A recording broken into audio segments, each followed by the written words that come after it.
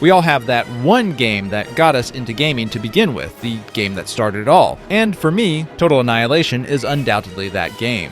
And the feeling I had when I originally played the game on release is one that I often find myself reflecting on today. An experience that, for me, is essentially irreplaceable and impossible to ever truly replicate. Now, you might think I'm exaggerating a little bit, but I do think there was something very special about Total Annihilation upon its release, something that countless spiritual successors, spin-offs, and mods have never been able to truly recapture, something that no game may ever be able to recapture in the future. But I'm getting ahead of myself a bit. Let me explain. Welcome back to 1997. We didn't really have paved roads yet, which was a bit annoying, but also there were some other things happening. The internet looked like it might just be a fad still, and there was some revolutionary stuff going on in PC gaming, in particular two hot new genres, first-person shooters and real-time strategy games. Warcraft 2 and Command & Conquer released in 1995. They were huge hits, and in 1997, the first big wave of games inspired by them hit store shelves. The list of RTS games released in 1997 includes classics like Age of Empires, Dark Reign, Earth 2140, Myth, Dungeon Keeper, and Seven Kingdoms. Needless to say, it was hard to stand out from the crowd. But Chris Taylor, the lead designer of Total Annihilation, had a simple plan. Just make everything as massive and epic as possible. In fact, make it even bigger than what the best gaming PCs available at the time could handle. This plan began with a clever pseudo 3D game engine that was a bit different from most games in the genre. A lot of games in the mid-90s used a mix of 2D and 3D environment assets. I mean, Doom? Have you heard of it? Look it up. That was a joke, by the way. I see you typing in the comments, and I know that you've heard about Doom. Anyway, the RTS genre was no different. Developers wanted to use 3D as much as possible despite the fact contemporary PCs could barely handle it. So they often used 2D sprites created from still captures of 3D models, a technique that allowed for pseudo 3D visuals with less demanding system requirements. But Total Annihilation stood out visually with an approach that was opposite of most of its peers. The maps are 2D images overlaid with 3D height maps, and the camera is fixed in a bird's eye, top-down perspective, but the units themselves are fully 3D objects. That gave Total Annihilation a cutting-edge visual style that was well ahead of anything else in the genre at the time. And the artists on Total Annihilation put a lot of effort into details that showed what 3D could do. Every unit was well animated and included something to attract the player's eye. A cannon that recoiled after it was fired, wings that unfolded as a plane lifted into flight, or just the weird waddle of the can. Also, can we just agree that the can is the best unit in any real-time strategy game ever?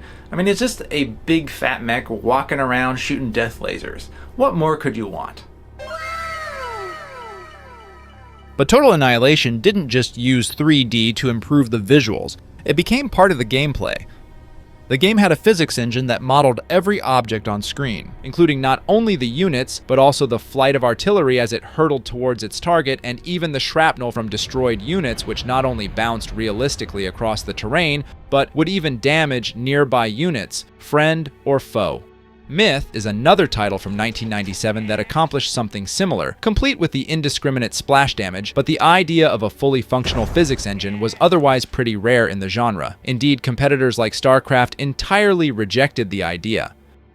Now, given that Total Annihilation was one of the most visually attractive real-time strategy games available so far, and that it had a fully realized physics engine, you might think that Chris Taylor would have to reel back some other aspects of the design. Maybe fewer units or smaller maps, right? But no, of course, that's not what happened. The game is complete mayhem.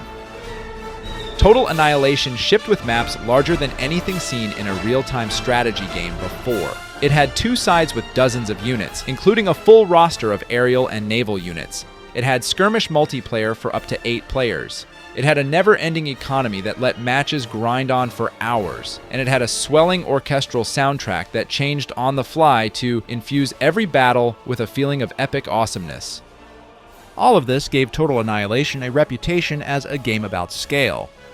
Total Annihilation spawned a subgenre of massive real-time strategy games that, so far as I can tell, doesn't have an agreed name, but definitely exists. This subgenre includes not only the game's direct successor, Supreme Commander, but spiritual successors like Planetary Annihilation and open-source recreations like Total Annihilation Spring and Beyond All Reason. I'd also toss games like Sins of a Solar Empire and Ashes of the Singularity in the pot, too. And yet there was something different about playing Total Annihilation upon its release. The gameplay was simply not quite the same as what is available from Total Annihilation today. And frankly, the game was also a little bit broken. The game's minimum recommended system requirements called for at least a Pentium at 133 MHz, which was over 2 years old by the time Total Annihilation released in September of 1997. I had a 200 MHz Pentium MMX at the time, and for a while, it seemed okay. But as I started to play larger maps and get more into the multiplayer scene, I realized any multiplayer skirmish with more than 3 or 4 players would cause immense simulation lag. My processor simply could not handle everything that was happening in a big multiplayer match, and I was not alone. In fact, it seemed like everyone playing multiplayer was having this issue. And this was despite the fact that the original unit cap was just 250 units, half the 500 it would later be patched to, and way less than the 5,000 unit limit mod I install when I play the game today. I remember that many multiplayer games were abandoned either voluntarily when everyone got tired of the game slowing down, or involuntarily when that slowdown caused desync issues that eventually booted some of the players. And yet, it was gaming bliss. It was bliss because playing Total Annihilation felt like participating in a new era of technology. Booting the game even once made it immediately clear that it did things that simply weren't possible in games shipped just a year earlier. It didn't matter that online play was unstable because it was a wonder to see it working at all, and it didn't matter if the game slowed to a crawl because that was just further proof of how mind-bogglingly massive the battle had become. There was also something particular about the experience of playing Total Annihilation on its release that was linked to the PC hardware and specifically the PC display technologies that were available at the time. Today I can play Total Annihilation on a 4K monitor like I have behind me, but at the time that the game came out, I was playing it on this monitor at 800 by 600 resolution. Playing Total Annihilation on this postage stamp of a monitor really brought everything into focus. The units seemed bigger, as did the maps. In fact, I loved to play maps then that I don't play today because I just feel they're too small. On a 4K monitor, you can go all the way across them with just a few quick swipes of the mouse. Am I making sense right now?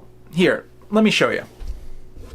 It's especially noticeable when building some of the game's biggest units, like the Warlord battleship.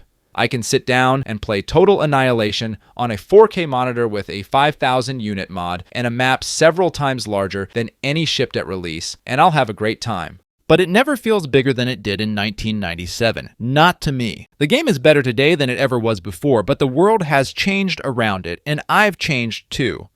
And for that reason, it's an invaluable gem, an irreplaceable treasure, and one of the all-time greatest. It's a game that molded my ideas of not only what a game can be, but also what a computer can accomplish. So what do you think? Were you playing Total Annihilation back in 1997 and you want to go back to that original first experience that you had? Or do you think I'm just talking complete nonsense? Let me know in the comments, of course. Also, if you were playing in 1997, were you legitimate or were you brawler rushing so hard the game crashed? If you know, you know. Thanks for watching, and I'll see you next time.